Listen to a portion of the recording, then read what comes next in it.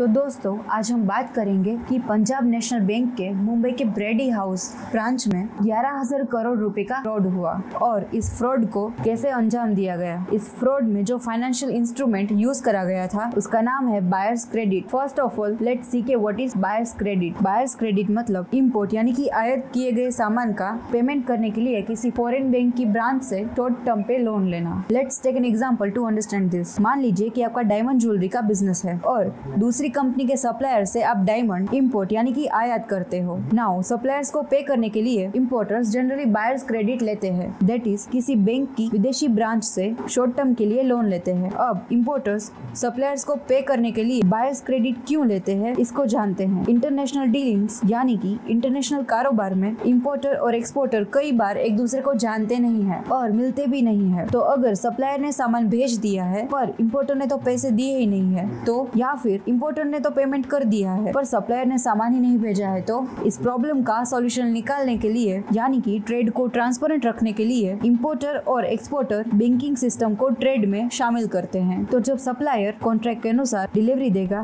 तो इंपोर्टर की bank supplier को टाइम पर पे करती है। तो इस तरह बायर्स क्रेडिट की वजह से इंपोर्टर और एक्सपोर्टर के बीच क्लीन ट्रांजैक्शन होता है। और दूसरा, बायर्स क्रेडिट में इंपोर्टर फॉरेन बैंक से लोन लेता है, इसलिए फॉरेन रेट यूजुअली इंडिया में चल रहे रेट से कम होते हैं। नाउ आपने किसी फॉरेन यानी कि दूसरे देश के सप्लायर को डायमंड के ऑर्डर दिए हैं तो सप्लायर आपको उस ऑर्डर की इनवॉइस भेजेगा। उस सप्लायर को पे करने के लिए अगर आपको बायर्स क्रेडिट लेना है तो उसके लिए आपको आपकी लोकल बैंक को अप्रोच करना पड़ेगा। मान लेते हैं कि आपका मुंबई की Punjab national bank that is PNB में अकाउंट है और बायर्स क्रेडिट के लिए आपने Punjab national bank that is PNB को अप्रोच किया और पीएनबी के ऑफिशियल्स को आपने सप्लायर ने भेजी हुई इनवॉइस और कुछ अदर डॉक्यूमेंट्स दिखाते हुए कहा कि हमने फॉरेन के सप्लायर्स को डायमंड्स के ऑर्डर दिए हैं और सप्लायर को पे करने के लिए हमें बायर्स क्रेडिट चाहिए। तो पीएनबी उस पर अपना ड्यू डिलीजेंस करेगी, डॉक्यूमेंट्स वगैरह चेक करेगी और आपका क्रेडिट वर्दीनेस भी चेक करेगी। अब मान लीजिए कि आपका बायर्स क्रेडिट के जरिए सप्लायर को पे करने के लिए 1,000 करोड़ रुपए चाहिए तो पीएनबी आपसे आपके क्रेडिट वर्दीनेस के अनुसार कुछ सिक्योरिटीज डिपॉजिट करने के लिए बोलेगी, यानी कि बैंक के पास कुछ कोलेट्रल यानी कि गिरवी रखने के लिए कहेगी। क्योंकि अगर आप डिफॉल्ट करते हो यानी कि लोन रिपे नहीं करते हो तो ये 1,000 करोड़ रुपए पीएनबी को ही इंटरेस्ट के साथ उस फॉरेन बैंक को रिपे करने होंगे। तो इंपोर्टर की बैंक दैट इज पीएनबी यहाँ पर इंपोर्टर और किसी फॉरेन बैंक की ब्रांच के बीच मीडिएटर यानी कि मध्यस्थ का काम कर रही है और उसके लिए उनको कुछ कमीशन मिलता है। आपसे कोलेट्रल लेने के बाद पीएनबी फॉरेन की जिस बैंक की ब्रांच से आपको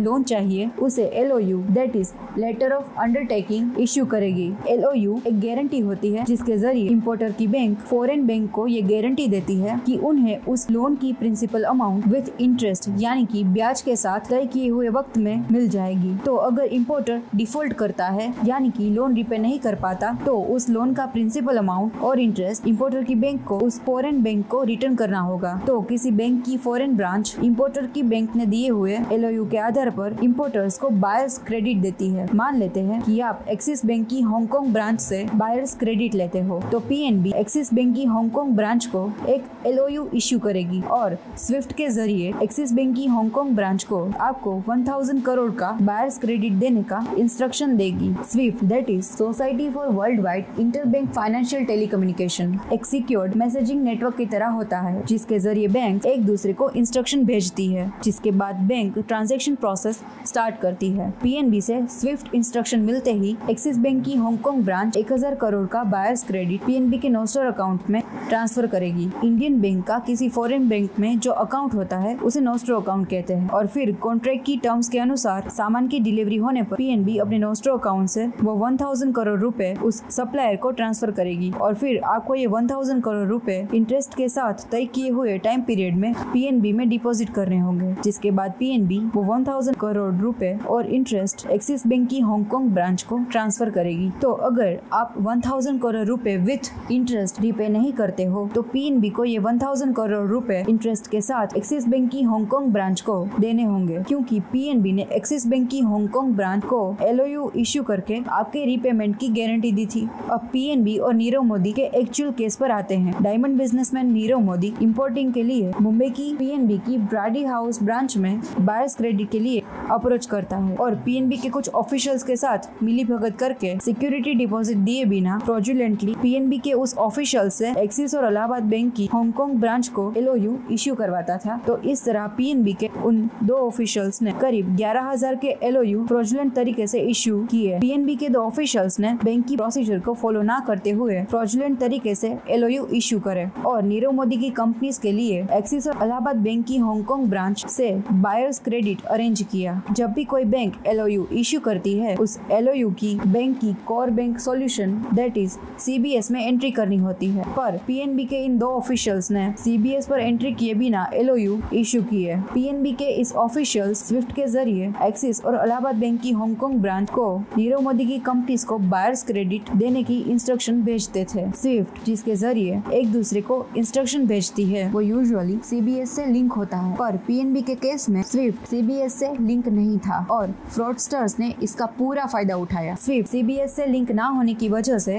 और LOU की CBS में एंट्री ना होने की वजह से पीएनबी के कंट्रोलर्स और ऑडिटर्स को इन फ्रॉडुलेंटली इश्यू करे गए LOUs के बारे में पता नहीं चला। अभी लास्ट मंथ जनवरी 2018 को नीरव मोदी की companies diamond R solar exports और स्टेलर डायमंड्स ने पीएनबी को बायर्स क्रेडिट अरेंज करने के लिए बोला, लेकिन तब उन दो पीएनबी ऑफिशियल्स में से एक ऑफिशियल जो डेप्यूटी मैनेजर था वो रिटायर हो चुका था और उसकी जगह पर कोई नया डेप्यूटी मैनेजर आया था। तो उस नए बैंक ऑफिशियल ने उनको जितनी अमाउंट का बायर्स क्रेडिट चाहिए उतने कैश बैंक के पास कोलेटरल यानी कि गिरवी रखने के लिए बोला, जिस पर नीरव मोदी की कंपनीज ने बैंक ऑफिशियल्स को कहा कि वो पहले भी पीएनबी से बिना कोलेटरल इस तरह की फैसिलिटी ले चुके हैं, तो इसीलिए उनको बिना कोलेटरल बायर्स क्रेडिट दिया जाए। पर पीएनबी के उस ऑफिशियल को नीरव मोदी के कंपनीज के उस पुराने LOUs का सिस्टम में कुछ रिकॉर्ड नहीं मिलता है और इस पर थोड़ा डिटेल इन्वेस्टिगेशन करने के बाद पीएनबी को इस सारे फ्रॉड के बारे में पता चलता है और ये भी पता चला कि ये फ्रॉड 2011 से चालू था और इस बायर्स क्रेडिट का रीपेमेंट नीरव मोदी और उनकी कंपनीज ने नहीं किया है, जिसकी लायबिलिटी अब पीएनबी पर आ गई है। उसके बाद पीएनबी ने नीरव मोदी,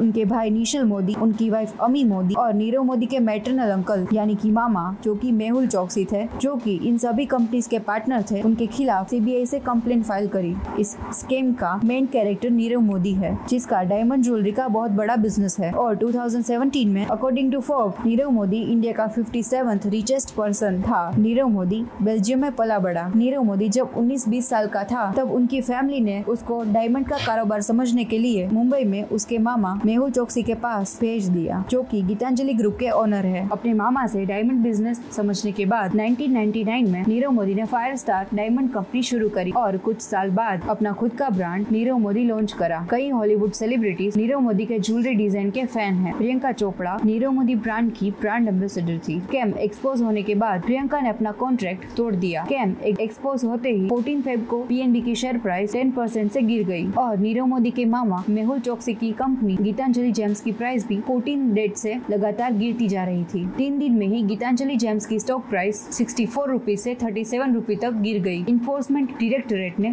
15 फरवरी को नीरव मोदी के घर, ऑफिस और आउटलेट ऐसी 17 जगह पर रेड मारकर 5100 करोड़ रुपए की एसेट्स जब्त किए। पीएनबी ने फाइल करी सेकंड कंप्लेन में गीतांजलि ग्रुप की कंपनीज का भी नाम है, जिसके बाद गीतांजलि ग्रुप्स की कंपनीज के 20 लोकेशंस पर रेड पड़ी। According to CBI Nirav Modi 1 जनवरी को ही इंडिया के बाहर चला गया। उसके बाद नीरव का भाई वाइफ और मामा मेहुल चौकसी भी इंडिया छोड़कर भाग गए। ये पहली बार नहीं है, पीएनबी ने कई बार इस तरह के फ्रॉड में अपने पैसे गंवाए हैं। एक RTI के अनुसार पीएनबी को पिछले 5 साल में 389 फ्रॉड केस में करीब 6,500 करोड़ रुपीस का नुकसान हुआ है और ये नीरव मोदी फ्रॉड भी उसमें ऐड हो जाएगा। Before 4 to 5 years Winsome group of companies जो कि एक डायमंड बिजनेस था, उसके ओनर ने भी पीएनबी का 1800 करोड़ का लोन रीपे नहीं किया था और वो भी इंडिया छोड़कर भाग गए थे। अक्टूबर 2017 में गवर्नमेंट ने करीब 2 लाख करोड़ का रिकैपिटलाइजेशन प्लान लाया, जिसके फर्स्ट फेज में government 88,000 crore rupees PSU banks को देने वाली है, जिसमें से 5,473 करोड़ रुपीस पीएनबी को मिलने वाले थे। और टैक्स पेयर के इस पैसों का PSU बैंक्स कैसा यूज कर रही है, ये तो Vijay Mallya scam, Winsome scam और इनके जैसे अनगिनत स्कैम्स में हमने देखा ही है। और इसमें एक और स्कैम ऐड हो गया, that is Nirav Modi scam. PNB के अनुसार ये स्कैम 2011 से चल रहा था, तो पीएनबी को इसके बारे में क्या भनक ही नहीं लगी। इलाहाबाद और एक्सिस बैंक की Hong Kong branch buyers credit PNB के नोस्ट्रो अकाउंट में ट्रांसफर करती थी, तो पीएनबी ने इतने सालों में एक बार भी नोस्ट्रो अकाउंट चेक नहीं किया। क्या पीएनबी ने इतने सालों में एक बार भी स्विफ्ट मैसेजेस का रिकंसिलिएशन नहीं किया? तो यहाँ पर इस स्कैम के रूट्स बहुत ही डीप हो सकते हैं। So I hope you guys like this case study. Stay tuned for the next one. अगर आपको ये वीडियो पसंद आई है तो इस वीडियो को लाइक एंड शेयर करें और आगे ऐसे ही इन्फॉर्मेटिव केस स्टडीज देखने के लिए हमारे चैनल को सब्सक्राइब करें। Press the bell icon to get all the notifications. Short videos देखने के लिए हमें इंस्टाग्राम पे फॉलो करें।